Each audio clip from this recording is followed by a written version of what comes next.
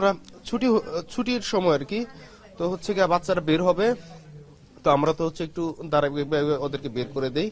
তো আমি হচ্ছে গিয়ে যারা ফর্ম টিচার তারা ক্লাসে ঢুকছে, আমি হচ্ছে টিচার্স রুমে আসলাম আর কি। যেহেতু হচ্ছে লাঞ্চের সময়, এখন একটু হাত পা করে হচ্ছে লাঞ্চ করব, অনেকে নামাজে যাবে, এরকম একটা প্রস্তুতির সময় আর কি।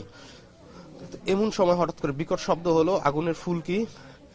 তারপর হচ্ছে আপনার সবাই দিক বিদিকে ছুটাছুটি করতে পারলো, করতে পারলো। এবং একটা ছোট মনে হয় আর কি, ছোট কোনো বিমান, এটা হচ্ছে পড়ছে একদম যেখান থেকে বের হয় আর কি, যে গেটটাতে বের হবে ঠিক এখানটাতে পড়ছে আর কি।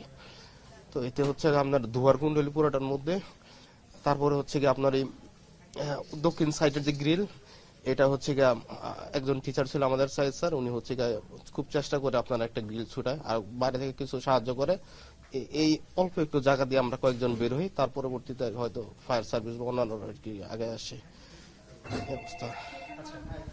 ওই সময় কি পুরোপুরি কি ক্লাস কার্যক্রম স্বাভাবিক ছিল? আসলে একদম ছুটির সময় বাচ্চারা বের হবে আর কি। তা আমরা হচ্ছে গিয়ে ওদেরকে যাতে একটা সুশৃঙ্খল ভাবে বের হয় আর কি, যার জন্য লাইন করে বের করি আর কি। ঠিক এই মুহূর্তটার মধ্যে আর কি আপনার এই ঘটনাটা। আপনি স্বচক্ষে কিরকম দেখেছেন যে কিরকম হতাহত হতে পারে? আসলে হতাহতটা এই মুহূর্তে বলতে পারতেছি না, এই কারণে যে হচ্ছে কি আপনার যখন দুর্ঘটনা ঘটার পরপরই আপনার প্রচন্ড ধোঁয়া। Hire Google TV, endless color, smart living. তো টিচার্স রুমে হচ্ছে কি আমরা দুজন টিচার ছিলাম, এর মধ্যে হচ্ছে কি আপনার আমরা সিদ্ধান্ত নিতে পারতেছিলাম না কি করবো। সামনে আগুন, ভিতরে আমরা ধোয়ার মধ্যে। আমি দৌড় দিয়ে ওয়াশরুমের দিকে দৌড় দিই, আরেকজন শুনলাম যে হচ্ছে মানে আমাকে অনুসরণ না করে হয়তো অন্যদিকে গেছে, এরকম হয়তো তিনি মারা যাওয়ার সম্ভাবনা আছে। তবে হত হবে, অনেকেই হবে। মানে আপনি বলতে চাচ্ছেন যে পুরোপুরি যখন একদম ছুটি হওয়ার মুহূর্ত ছিল, স্টুডেন্টরা অপেক্ষা করছে, জি জি, বাচ্চারা বের হবে আর কি, ঠিক ওই মুহূর্তটা ছুটির সময়। এবং কোনো ধরনের আপনারা তো মানে এটা তো হওয়ার কথা না, আভাস আপনার পাওয়ার তো কোনো কথাই না, মানে একেবারে পুরো এতটাই আকস্মিক যে মানে আমরা কিছু বুঝার উঠার আগে দেখলাম যে হচ্ছে আগুন, সামনেতে কিছু দেখতে পারি না, আগুন আর আগুন, তারপর ধোয়া, এতটুকুই।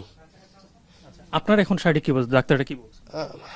আমার হচ্ছে দু হাত আর হচ্ছে একটু শ্বাসকষ্ট আছে, আর মুখ কান এগুলো পুড়ে গেছে।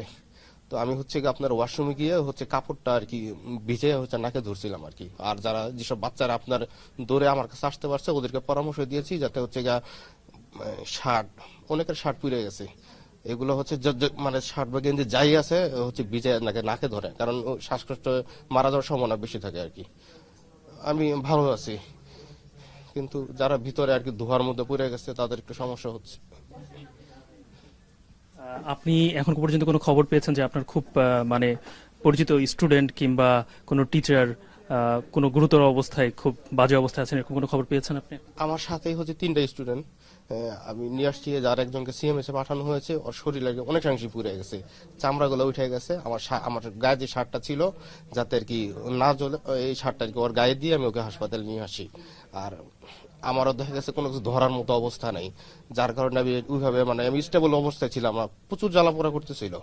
যতটুকু পারছি আর কি কয়েকজনকে মানে উৎসাহ দিচ্ছি যাতে হচ্ছে গিয়া ধৈর্য রাখে ভিতরে না থেকে ধোয়ার মধ্যে।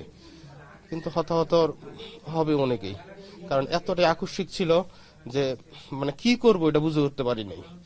আচ্ছা, এরপরে দুঃখিত আপনার একটু সময় নিচ্ছি আমি, যে আপনি এরপরে নিশ্চয়ই আপনার সেন্স কি ছিল ওই সময় ঘটনার পরে এরপরে আপনাদের উদ্ধার কার্যক্রম কখন থেকে শুরু হয়?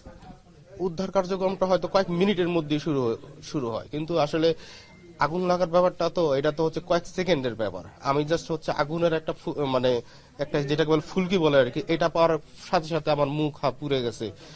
অনেকের যাদের পাতলা শার্ট ছিল ওগুলো পুড়ে গেছে, জামা পুড়ে গেছে।